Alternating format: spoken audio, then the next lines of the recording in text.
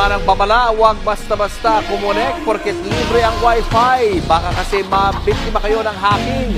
Nasa frontline ng balitang yan, si Mon Gualvez. Ano? Siya yung nakapindot niya? Oo. Kasi ayaw.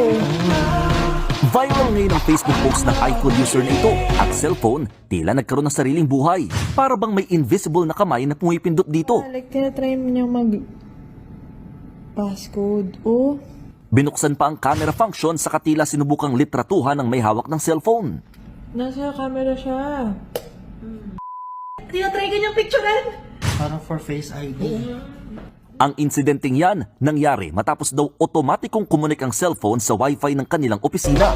Wala akong inaalaw or anything, bigla na lang siyang gumalaw. So, kinabahan ako, mag-turn on ko ulit. Actually, nawala yung Face ID ko. So, ang ginawa ko is i-change yung Apple